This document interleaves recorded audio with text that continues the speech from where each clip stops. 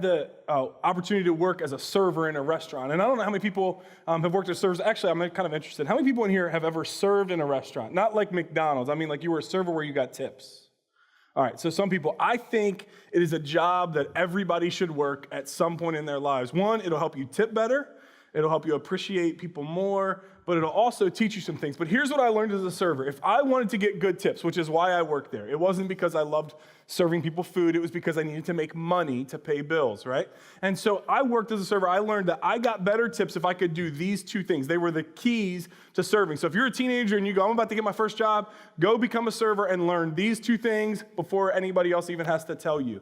Keep people's drinks full and don't interrupt their conversation. Here's why that's key. One, they're thirsty. They want to drink. I hate when I go to a restaurant, and this happens every now and then, and I just want to be really sarcastic and rude, and I try and restrain myself most of the time. But people will go, do you want a refill? I'm like, I haven't even got my food yet. Yes, I want a refill. I didn't order the Coke so I could have one and then chew on ice the rest of my meal. I want a refill. I want something else. It just keep their drink full. It costs the company nothing. It will be beneficial. The second thing is make sure you don't interrupt the conversation, because I don't know if you've realized this, but unless you know those people, really know those people, they don't want to talk to you. Nobody I know goes out to a restaurant so they can just hang out with their server. And if you do, that's weird, all right? Unless it's your daughter, and then you can get away with it. But what I learned is if I could keep their drinks full and not interrupt their conversation, the tips are always good. And so I did that. And so my ideal table for that, I worked at Applebee's. My ideal table was a 4-top where I just had 4 people that all ordered soda and were not in a booth. I didn't want a booth, because a booth I had to reach over people and that became awkward. So I wanted 4 people sitting around the table that I could walk around on my own and I could get to their cups. And the best thing about if they ordered soda was we were allowed to just give them new cup after new cup after new cup. So I never even had to bug them. I could just walk by, drop a cup off, pick up their empty cup, and just keep going. And they didn't even have to know I was there, but their drink just stayed full, and they loved it. Now, the problem came when people ordered sweet tea, and it was the South. So they ordered sweet tea all the time, and or water, because with that one we had to pour out of a pitcher, so we had to stop for a little bit longer. But I learned how to do that, and I learned how to stay away from their table and keep their drinks full. And if I had that type of table setup I just described, it was fine. It wasn't that stressful, because I could get around behind them, I could fill up the tea, I could put it back down. I didn't have to say anything. They were able to say something to me if they needed to. If there was a problem or if they wanted something else, they could always ask for it, and it was all fine. But I didn't have to interrupt them. The problem came when I got a section full of big booths. And these are the booths that you could fit 6 people in. Or at least they wanted us to fit 6 people in them. And people would sit up against the window, and I'm having to reach over 2 other people to be able to get to your drink cup. And it wasn't that big of a deal if you were a sipper, right? If you just sat there and you kind of nursed your sweet tea for the entire meal. Maybe I had to refill it once. Not that big of a deal. I could refill it when I dropped off the food. The problem is that people were like me. I'm a gulper, right? I get a soda. This happened the other night. We went out to eat on New Year's Eve, and I got a soda, and it was my last soda for a long time. I'm stopping drinking soda this year, or at least this month. Let's start there. Don't want to make overcommitments, right?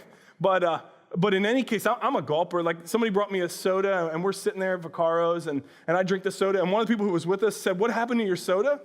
And I was like, "I drank it." And they're like, "No, seriously, what happened to your soda?" And I'm like, "No, I really drank it." And they wouldn't believe me until Kim said, he drank the soda already, leave it alone. He drinks quickly, that's what I do. I'm a gulper, right? And so the big deal was if I got a gulper that was sitting inside at a table and I couldn't get to their drink quick enough, I had to figure out how am I going to solve the problem of you drinking too quickly and me not being able to come to your table without interrupting your conversation. And so what I had to learn to do was I would bring them a second cup. Now, this wasn't technically allowed by Applebee's. You guys can report me if you want to.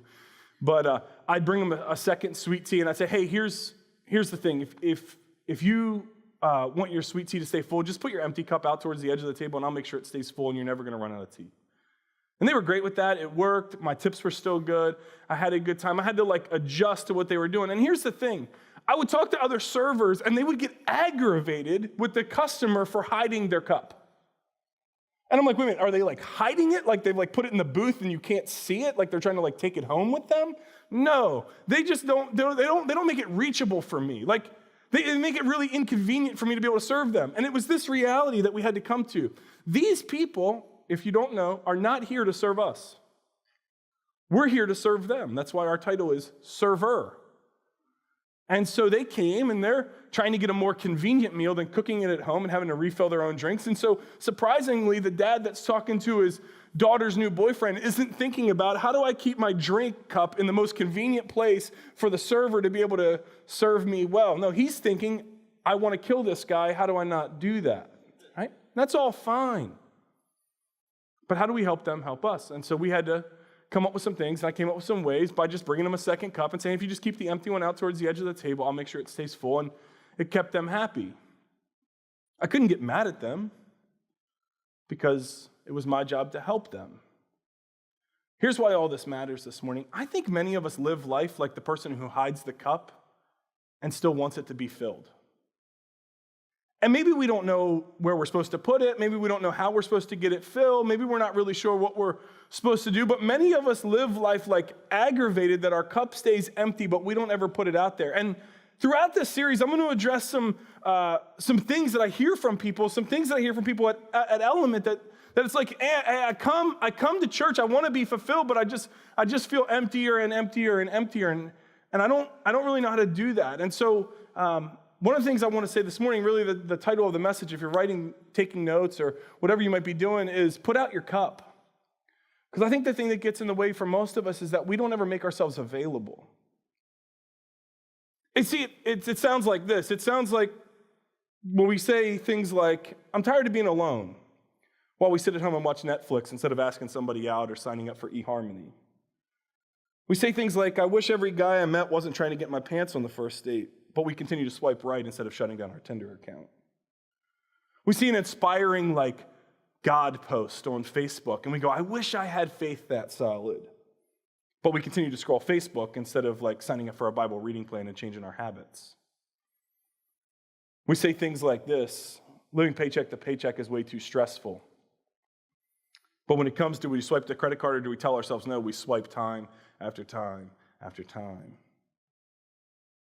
We say, I wish I could get away from the office moments after saying yes to yet another business trip. It's like we have these habits that don't support our desires. And I asked the question this morning, there was a question out there on the board that said, what's one thing you hope changes in 2019? And some of you wrote some things down, and I was reading some of them earlier. Some of it's like, I want a bigger savings account. That's a great goal. I want to pay off some debt. That's a great goal. I want to lose some weight. That's a great goal. One thing people didn't write down, but I'm sure some people in the room think, is I want to gain some weight this year. And I don't mean I want to get fatter. I mean, I want to put on some muscle. I want to grow some. And there's some great goals. Here's what you need to realize. Those things will never happen if you don't take active steps to make them happen. Josh Charansky's a pastor in Baltimore. He has a statement that I stole from him this week. He said, great years are made up of deliberate plans and 1,000 micro steps. Great years are made up of deliberate plans and 1,000 micro steps. What I want is a get-rich-quick thing. What I want is lose 20 pounds today. What I want is I can read the book of James and I can say, I read a whole book of the Bible and now I'm spiritually mature. But the reality is that if I took the discipline to read the book of James once a day over this entire year, I would gain far more than if I read it one time today. See, I have people that are like, oh, Pastor, can you give me a book of the Bible to read? And I say, sure, and I'll give them one, and then they'll go read it that day. And I'm like, no, read it over the next 2 weeks, daily. Have the discipline and the repetition to be able to do those things. And see, we have these excuses that we make. And if somebody has the nerve to call us on the contradiction of our own lives, we say one thing, but we actually live out another, we're ready for them. I'm just as prepared as anybody. We say things like this, I tried, but. Right? It's, I tried, but she said no. I tried, but those guys are just too nice. I tried, but the kids really wanted that thing for Christmas that their friends were getting. I tried, but the boss really needed me to do it.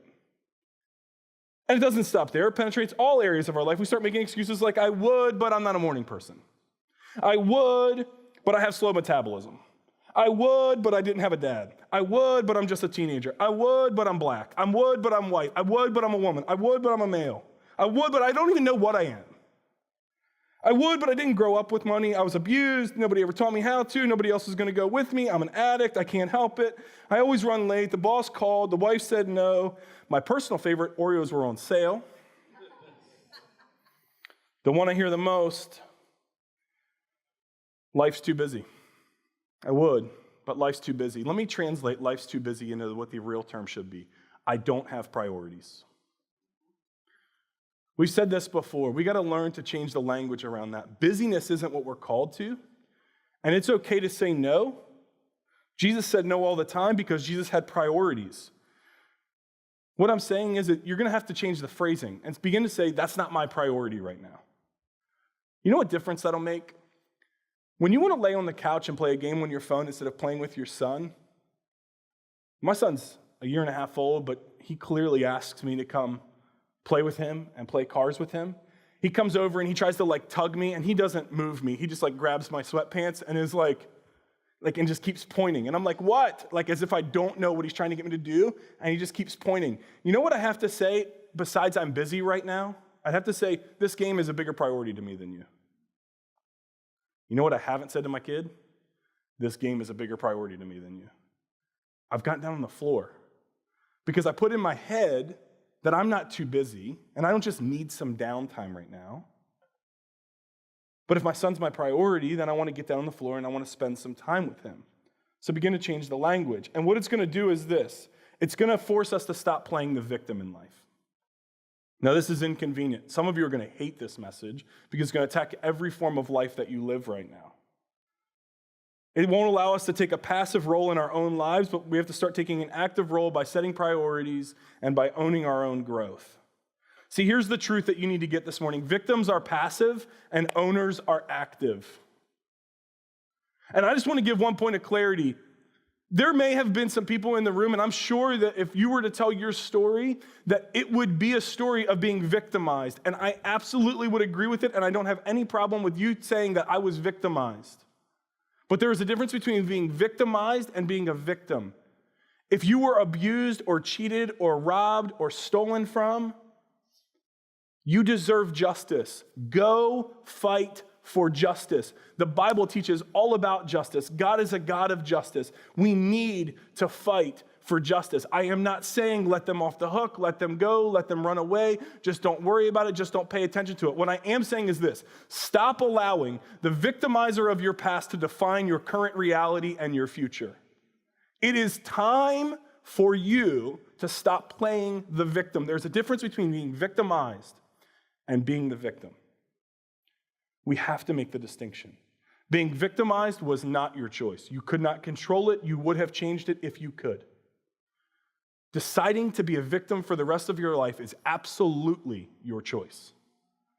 Don't do it. My goal throughout this whole series is to help you gain maturity. And I think the best way that we could set up a series on gaining maturity is to address our victim mentality. Now, I'm going to take it off course for a little bit, and we'll bring it back. You'll see how we're going to do this. But a friend of mine goes to the gym often, and a couple months ago, I had a conversation with him. We were talking about finances, and we were taking a look at his finances, and I realized he had 3 gym memberships, and I was kind of confused as to why he had 3 gym memberships. I'm like, what do all these gyms offer that the other ones don't offer? And then I just began asking questions like, man, you go to the gym a lot, but I don't see you growing a ton. I don't see you losing a lot of weight. I'm missing what you're getting out of the gym. 1, you're spending a lot of money on it. We're trying to address that because you're trying to get healthy financially. But 2, you've got 3 gym memberships and nothing seems to be changing. And every time I talk to you, you say, gains, I got to go to the gym. I got to get there. I got to eat that protein. I got to do this stuff. And every time I see you come back from the gym, you have a smoothie in your hand. And I'm kind of confused as to what's going on because you don't seem to be gaining anything. You don't seem to be getting a lot more muscle, but you seem to be going to the gym a lot. I said, describe your gym routine for me. And they went, oh, I'm a member at this gym just because they have the best smoothies. And I was like, no, seriously. No, that's why. They've got such a good cafe. I love it. And I'm listening to it, and I'm like, this is the dumbest reason to pay $95 a month. You don't even get your smoothie included. You have a membership that gives you access to smoothies that you have to pay for. But I'm at the gym 3 hours a day. Really? Here's what I realized. Growth is optional, and growth is intentional. They don't just come because you're at the gym. Going to the gym doesn't mean that you're going to lose weight or gain weight this year. It really doesn't mean anything. I worked out at Planet Fitness, and there's some people at Planet Fitness that are saving money and crushing it with weights. And they're working out hard, and they're sweating, and they're lifting, and they're pumping, and they're doing different things. And like, if you try and have a conversation with them, they can't have a conversation with you because they're in the middle of a workout that is tough. But then there's some people at the gym, and you guys know these people, right? There's some people at the gym that are like, the whole time they're like, oh, what are you listening to? Oh, how's it going? Oh, what was your week like? And I'm like, how can you talk right now? I'm working out. You're like over here with like 5-pound dumbbells going, oh, my day was good. And you're telling me all about it. And I'm like, that's not a workout. You're not even challenging yourself. You're just checking a box and hoping somehow by checking that box it makes all of life better, but the reality is it doesn't. Showing up at the gym is not enough to make you lose the weight or gain the weight that you want to this year. Here's the hard reality about faith. Showing up at church doesn't make much of a difference either. You can show up and you go, but Pastor, I'm here. Pastor, if you preached a better message. Pastor, if you would do this. Pastor, if the music was better. Pastor, if something could change, then I would get more out of it. Here's what needs to change. You need to stop showing up at 10:05 and leaving at 10:55. Have a conversation with somebody in the lobby, get in a small group, and get connected. You were born to love, not to live alone. Pastor, I come, but I feel empty because you don't have any relationships. Because we weren't designed to live in rows, we were designed to live in circles. See, but we've got to own that. That's inconvenient. Pastor, you don't understand my schedule. I don't understand your schedule. Set an alarm earlier. I'm not trying to yell at you. I just am not sympathetic to laziness. And here's the reality. I know it better than anybody. It's more convenient to hit the snooze button than it is to get up. I'm not a morning person. I don't like the mornings. I prefer to stay up in the evenings. That's when most of my sports are on. That's when most of the things I'm interested in are happening. That's when a lot of the people that I hang out with are up. I'd prefer to be up then. You know what's changed in the past couple months for me? I haven't watched very many live sports at all. It's because I started valuing my mornings. I started getting up earlier. My son gets up at 7, and I got to get up before him if I'm going to get some work done or if I'm going to spend some time with my wife. So I set my alarm for 5. The problem with setting your alarm at 5 is that you got to go to bed at like 8:30 or 9 to be able to still get a decent amount of sleep. So when the Caps are playing and the game is tight, maybe I'll squeeze in an extra half hour, but the reality is I just put my phone down and go to bed and go, I can figure out if they won in the morning because time with my wife is more valuable than watching the Caps. So Ryan, you don't like the Caps anymore? No, that's not what I said at all. You want to bless your pastor? Caps tickets are always a good thing. But growth is optional, guys, and growth is intentional. It requires both. You could spend time here this year. You could come every single week this year, and you will get some things out of it. I'm not saying it has no benefit to your life. All throughout Scripture, we see things like don't forsake the fellowship of believers, like get in the presence of God's people, and it will benefit you. Absolutely. All I'm saying is that if all you do is sit in a row, never have a conversation with anybody, you will miss out on why we all gather. The purpose of gathering is not to listen to the pastor. The purpose of gathering is to do life together. And so growth this year for you is optional and is intentional. So I don't know what your New Year's resolution is. I don't know what your goal is. I don't know what you hope to accomplish. I don't know what you hope to see changed. But I want to challenge you to take micro steps towards that goal throughout this year.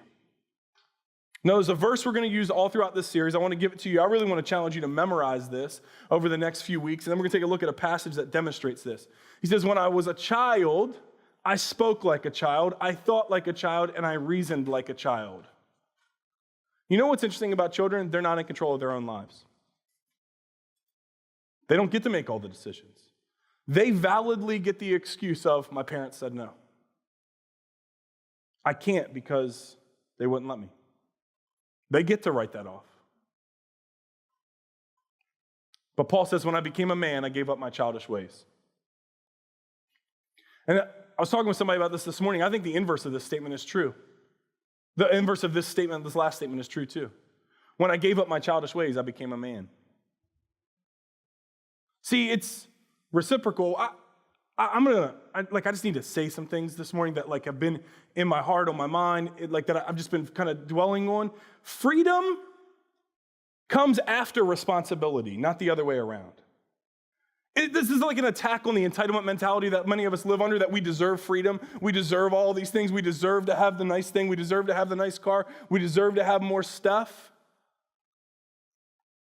But freedom comes after responsibility. When you're responsible, you earn freedom. And then with freedom comes more responsibility.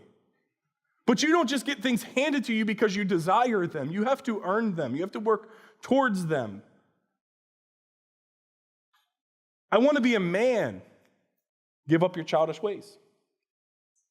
Stop playing the victim. Start playing the owner. Start taking practical steps that move you in the right direction. You go, but it's hard. I don't feel like doing it. Me either. It's hard. I don't think I can. Me either. You know what's so interesting, though? There's things more powerful than our feelings. There's something more powerful than your thoughts. It's your decisions, your willpower. You have the ability, I don't know if you've ever contemplated this, you have the ability to do something you don't feel like doing, to do something you don't think you can accomplish. You have inside of you the ability to say no to something that you desire to say yes to. And it will be worth it. But you've got to make the decision to do it. And you go, but when am I going to stop feeling like doing it? I don't know if you'll ever stop feeling like doing it. I've been married for 2 years, 2.5 years. 2.5, right? Yeah, good. Earning brownie points up here, by the way. I've been married for 2.5 years. It's a daily struggle for me to not look at pornography. Not because my wife and I don't have sex, not because there's relational tension, not because there's things that are on my Facebook that shouldn't be on my Facebook that spark thoughts. No, it's just a daily struggle. And I asked my counselor recently, I said, when am I going to stop desiring this? And he said, death. And I'm like, what's a better answer? He's like, that might be a fight that you fight for the rest of your life. But you know what? In 2.5 years, I haven't looked at porn. Not because I haven't desired to. Not because my feelings haven't been strong. Not because there hasn't been a week where my wife went away and I wish that she was around. And not because I didn't think I could get away with it. Not because I didn't think I could get around the accountability stuff that I've set up. I had all that stuff already figured out. It had nothing to do with my feelings or my thoughts. It had everything to do with my ability to choose something, that my marriage is more important than chasing my desire in a moment. Because I prioritize. But Ryan, the pop-up just hit my phone.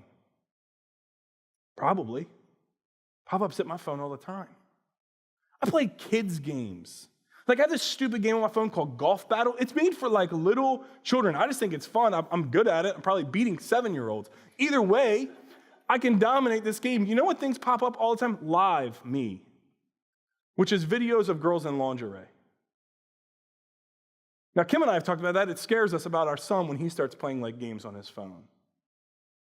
But it's not because I live a world outside of temptation. No, temptation is there. But I live in a world that says my decision is more powerful than my feeling in a moment. And if we can come to that conclusion, not only in this series, but in this year and in the rest of our lives, we will gain maturity in a world that continues to be immature and make excuses for why they are the way that they are. It is time to give up our childish ways. It is time to put that behind us. Now, there's a story from Jesus that models this. There's a bunch of stories I could have picked from Jesus that model this, but it starts this way. It says, as he went along, he saw a man who had been blind from birth. Now, this is talking about Jesus, and his disciples asked him, Rabbi, which just means teacher, who sinned, this man or his parents, that he was born blind? Now, I need to address bad theology. There's bad theology all throughout this story. Right? It starts right here. There was this philosophy that the people had in Jesus' day that if somebody was born blind or deaf or mute or had some issue, that it was a result of their own sin or their parents' sin, and that basically God had cursed them. God was looking down on them. God was getting them back for something that they had done. And so it's like, oh, did these parents have like sex before they got married? Did these parents do something? Did he cheat somebody?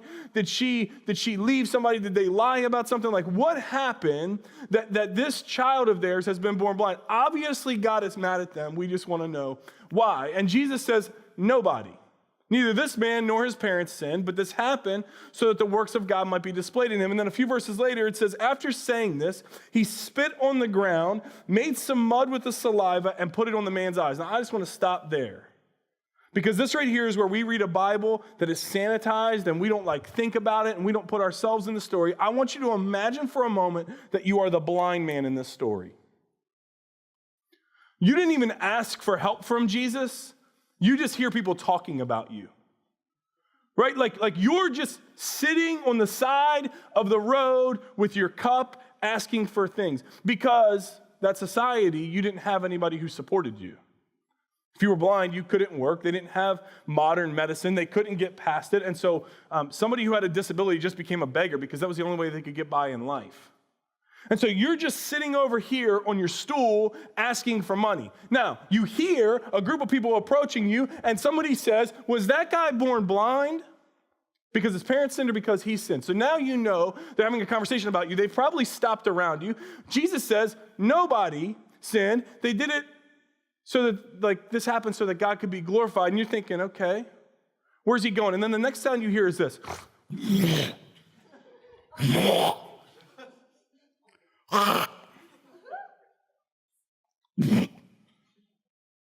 Then you hear it hit the ground, which I can't do because I'm on a stage, and if I do that, somebody's going to have to clean it up and it'll be gross. And then the next thing you feel is a sensation of wet mud on your face.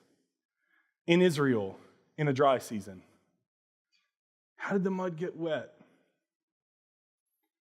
And you begin to put it together. Now your face is caked with wet, spit-filled mud. And Jesus says, go, wash it in the pool of Siloam. Sure. Right? Like, I don't think there's any objection to, I'll go wash my face off now, Jesus. So the man went and washed, and he came home seeing.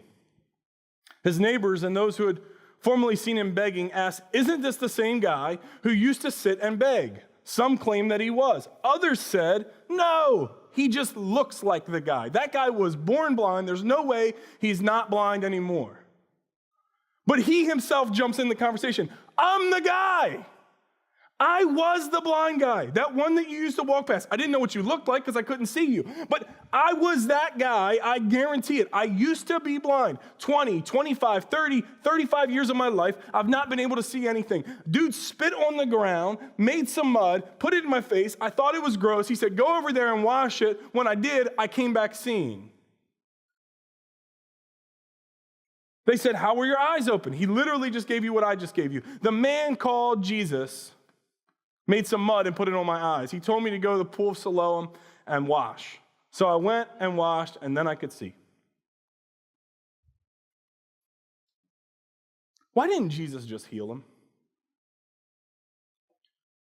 Right? If Jesus is who he said he was, and you could disagree if he is who he said he was or not. That's not what this is about. But if Jesus is who he said he was, God in flesh, able to do the miraculous, why does he spit on the ground and give the guy a task to go do instead of just making him better? He could have said, peace to you, be healed. And the man could see. He could have touched his eyes and prayed over him so everybody else knew that it wasn't just his miraculous power, but it was God through him. But instead he gave him a task. A command to go and do. See, I think it's significant because I think Jesus isn't just healing the man. of his blindness. I think he's healing him of a mentality that says, I can't, by challenging him to do. Because think about this. Jesus spits on the ground, makes mud, puts it on the man's eyes, and then says, go wash it in the pool of Siloam. What if the man wouldn't have done that? He had the option. Think about this. He had the option to walk around and just complain that Jesus didn't heal the way he had healed some other people. Can you believe this? I got mud on my eyes from Jesus spitting on the ground. Why do I have this? Why didn't he just heal me? He told the other guys, just be healed. But why is he doing this to me? And now I got this situation. I can't believe it. How am I supposed to get there? I'm blind. I can't see anything. And he tells me to hike mile after mile after mile. That just seems so ridiculous. I can't do this. I can't. Doesn't he see that I'm disabled? Couldn't he be more compassionate?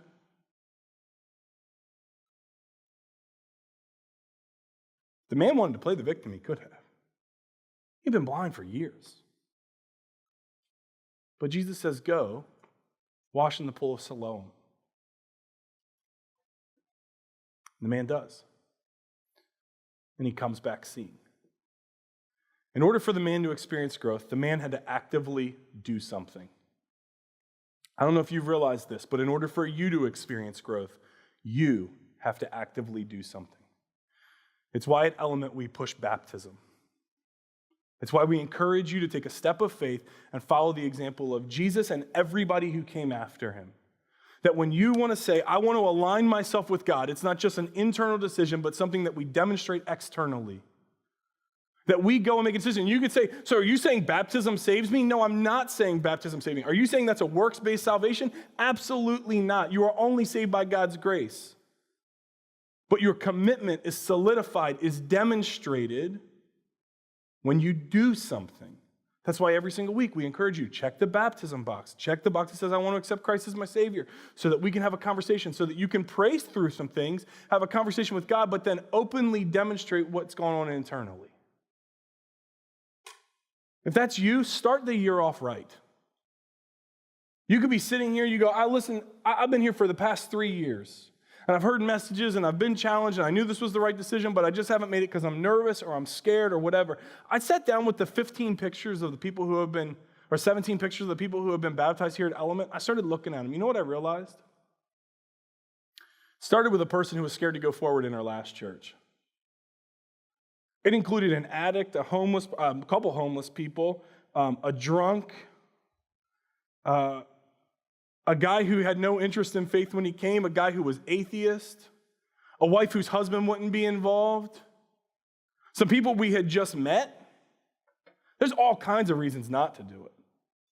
There's all kinds of victim mentality things where we can just write it off and go, it's not for me. Or we can say, I want to experience growth this year. I'm going to start with my faith, and I'm going to start by taking an active step. Let today be the day that you do that.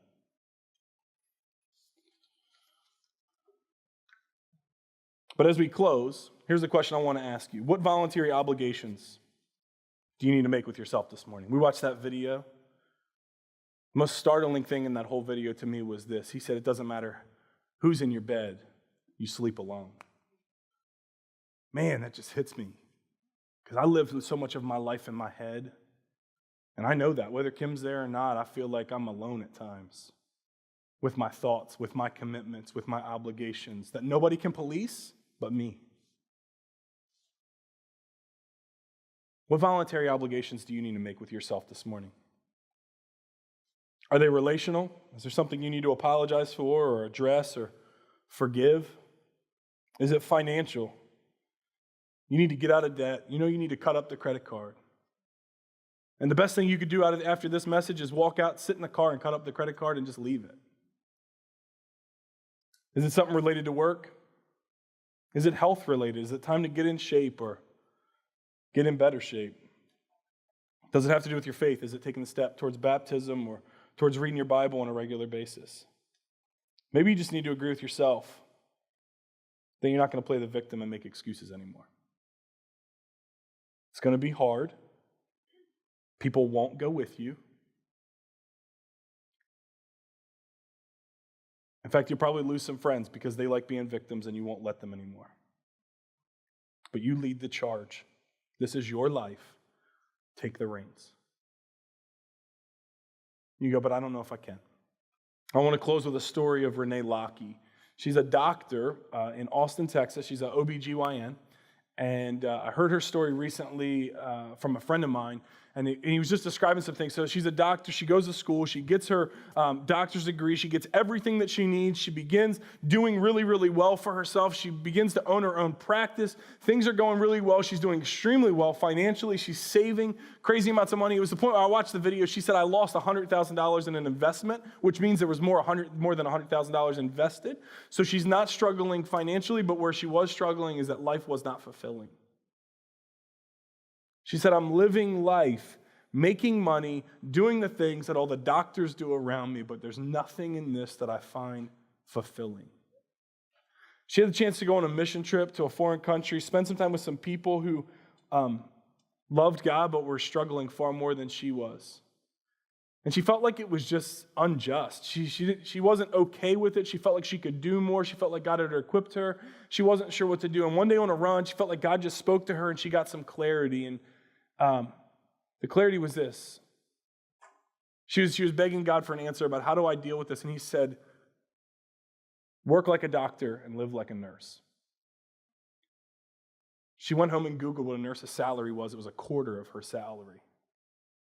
She immediately began to live on a quarter of her salary, and she said it was tough. I had to start budgeting again. I couldn't just go out to eat anytime that I wanted. I couldn't just do all these things that I wanted. And so she lives for herself on 25% of what she makes. That's where she saves from. That's where she budgets from. That's where she pays her mortgage from. That's where she does everything from. The other 75%, she said, I literally just give it to God and to generous things that I believe in. Whenever God opens an opportunity for me to make a difference in somebody's life, whether anonymously or not, I do. Because he's enabled me and he's blessed me in a way that I can do that. And here's what she would say. My life today, as opposed to 3 years ago, is far more fulfilling than I ever imagined possible. Why? Because she didn't play the victim. She could have said, I'm a doctor. This is what doctors do. I'll just keep going. I'll just hope it gets better. This is the pattern that everybody else has taken ahead of me.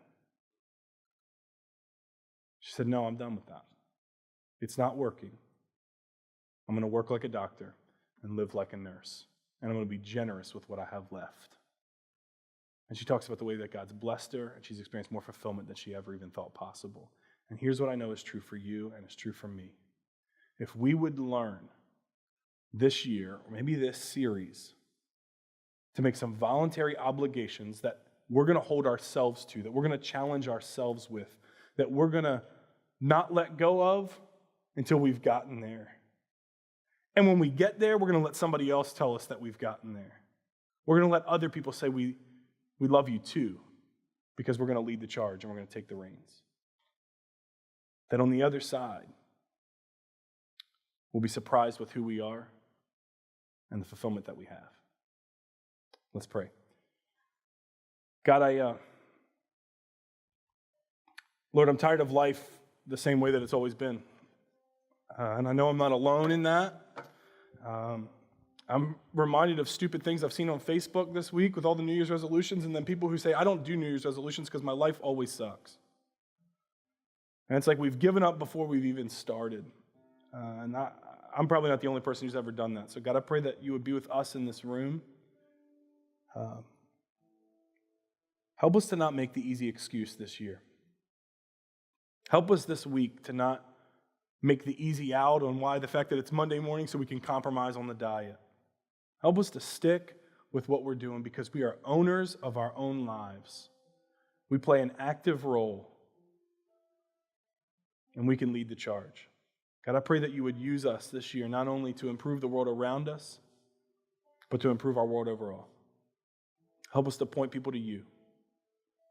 It's in your name I pray.